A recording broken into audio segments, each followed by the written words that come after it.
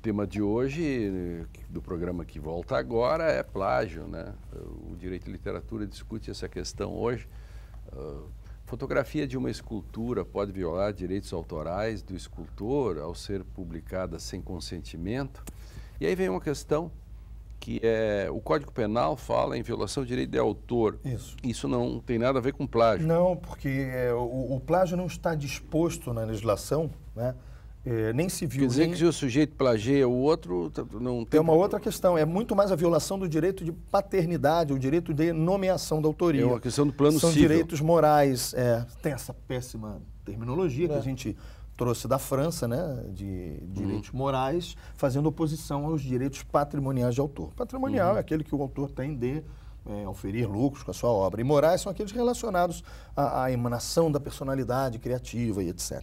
Então, dentre esses está o direito de paternidade, o de ser o autor da obra, e o de nomeação da autoria, que é dar o nome àquela obra que ele, portanto, é o pai. É o direito de paternidade. E se você tem uma sacada... fazer assim, na palestra você tem uma sacada numa palestra ou num texto, ou, por exemplo, eu escrevo no Conjuro, e tem algumas epifanias, algumas Boa passagens. questão. E o outro cara, aí alguém simplesmente porque o Brasil só quem cita a fonte é água mineral, né? Um pouco disso. Então, como é que isso funciona? Não sei o que vocês três acham disso. Isso é um tema interessante. Eu vou dar só um pitaquezinho para passar para isso, que eu estou falando demais. Isso me preocupa muito, especialmente com a questão da internet. Você dando uma palestra, você está protegido por direito de autor. A gente não precisa do registro para a proteção. Tudo bem, basta a exteriorização. Quando você escreve texto, vou usar o seu próprio exemplo. O Lênio é um autor que cria muitas expressões, né? Eu, na minha trajetória, também tenho criado muitas expressões. Mantra performático, você usa terra brasília, constrangimento epistemológico. Constrangimento epistemológico e por aí vai. Quando um autor cita uma expressão sua, por si só a ideia, de fato, não é protegida por direito de autor. Mas dar nome a algo e dar nome por meio de uma expressão a algo que é uma ideia, já é um processo criativo mais acentuado. Tudo bem. Por exemplo, constrangimento epistemológico, esse tem que citar. Tem que citar, como diz Lênio Streck. Não precisa dizer qual foi a obra, ou citar um texto, mas na expressão utilizada por Lênio Streck. E eu sou obrigado a dizer para o senhor apresentador que tem utilizado muitas das suas expressões por aí, sem lembrar da fonte. Tenho visto muitos textos com esse charme que os autores gostam de fazer parecer o outro que ele admira. Claro que existe a homenagem. Mas na homenagem, não esqueça de dizer o nome de quem você está homenageando. Muito obrigado pela homenagem, mas por favor, diga que sou eu. Né? Então não dá para pegar o livro e o cara falar Pindorama, Terra Brasília, Constrangimento Epistemológico, Crítica Hermenêutica do Direito, etc. Estou advogando a sua causa aqui no programa. Mas é isso, não pode. Né? Se o cara cita alguma expressão... Mas aí quando você fala, são conceitos, vamos dizer, que estão embutidos dentro nessa expressão. Claro, porque senão você acaba... Ninguém é dono de palavras. Tem palavras que porque tem palavras que até identificam determinados autores, porque ele usa.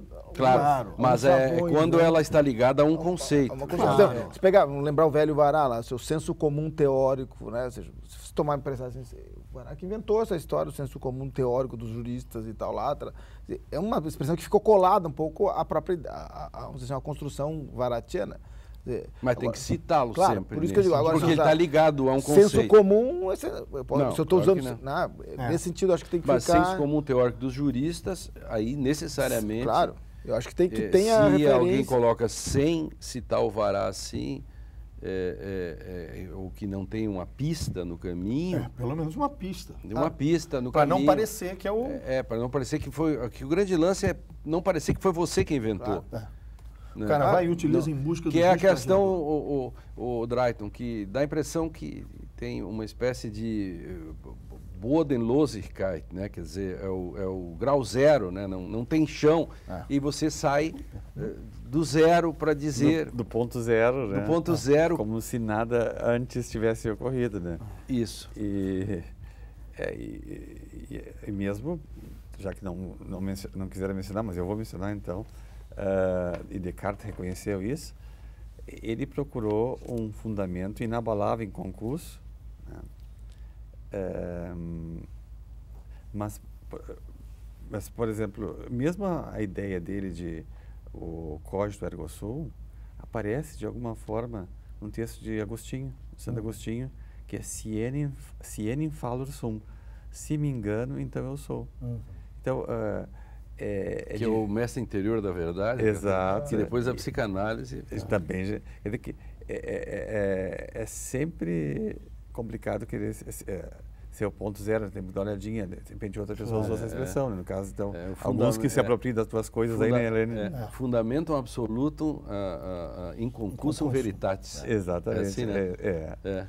Agora também acho que o grande dilema é o que eu estava dizendo aqui, ou seja, eventualmente alguém até pode usar a mesma expressão sem a relação de conhecimento, vamos dizer assim. Claro. Seja, tá? Por circunstâncias, até nem querendo dar o conteúdo eventualmente. Evidente.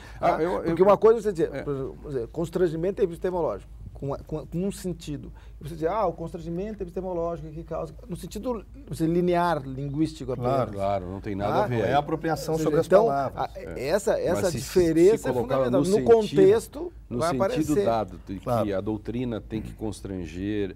E no sentido de pagar uma accountability. Que é muito mais como um conceito operacional, como diria o nosso velho professor Pazzo, né? Mas, em geral, não é o que acontece quando você tem esses casos de plágio acadêmico. É que na academia é muito mais complicado. Em geral, não é o que acontece. O cara que põe constrangimento epistemológico sem fazer referência ao Lênio é capaz de, no final, escrever bingo. Ele se entrega. Então ele não dá só ele dá uma pista. Ele dá uma pista depois. Ele não consegue, porque no fundo, ele não tem o que criar ali. É o cara que assalta o banco, não é? Aí ele tem muito dinheiro, ele fala, putz, eu não vou gastar o dinheiro todo, não vou comprar uma mansão nem um carro.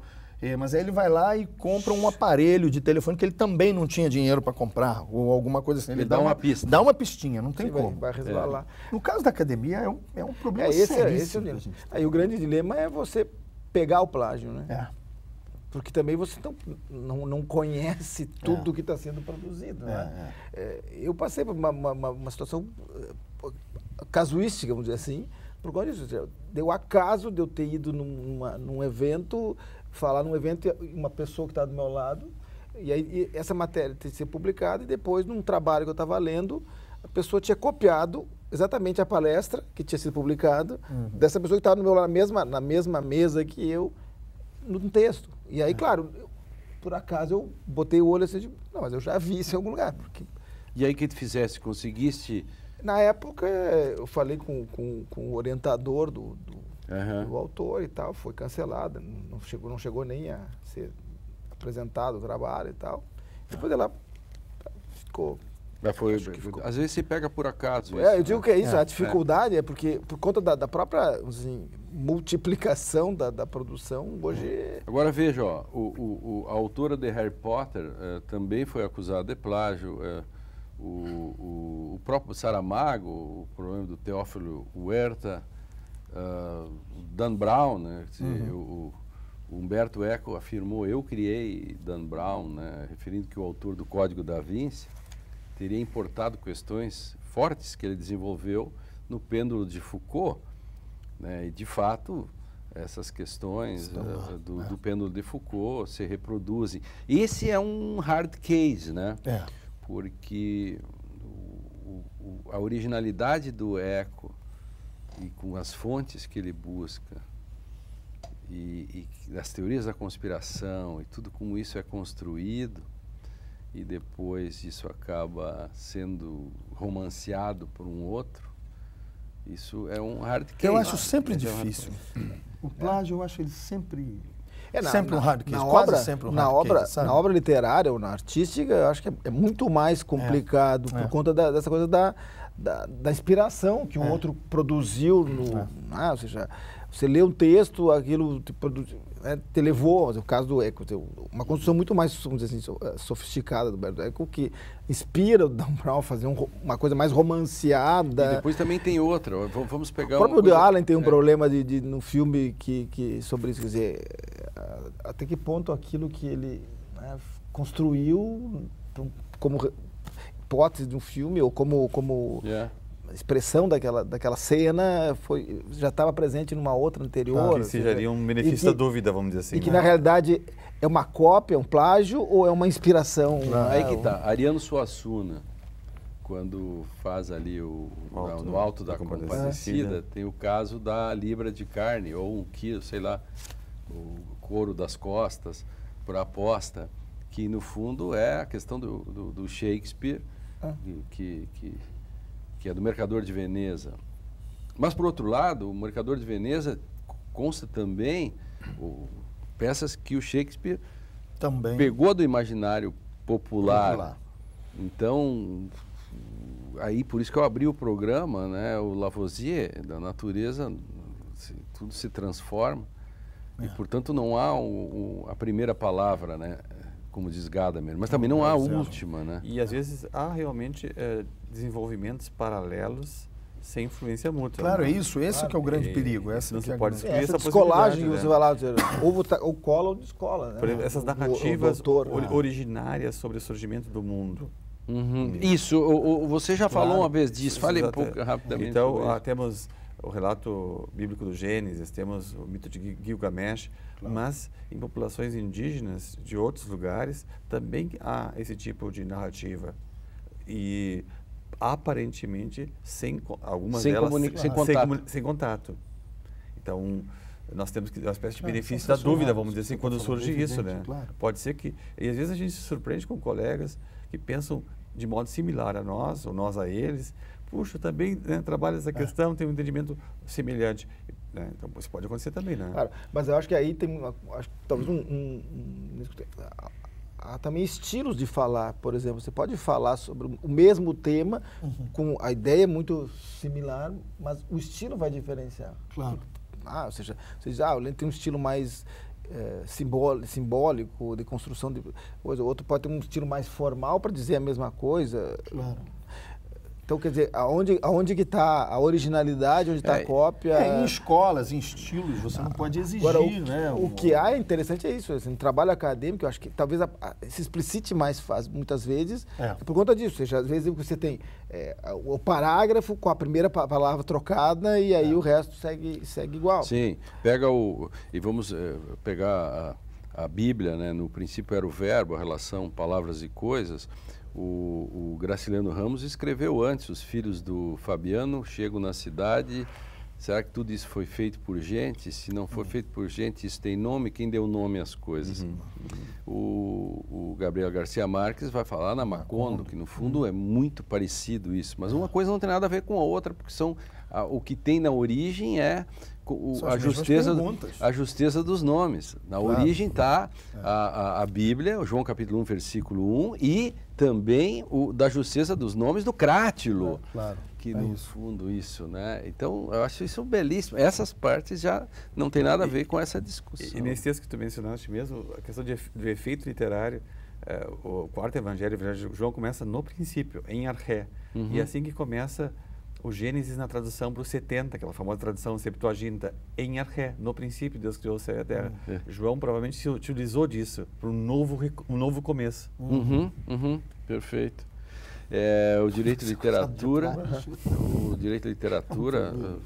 faz um rápido intervalo para recomeçar, né, no próximo bloco, que é o último desse programa. Já passamos 3 blocos, é tão rápido, né? E já voltamos para a continuidade. Fique com a gente.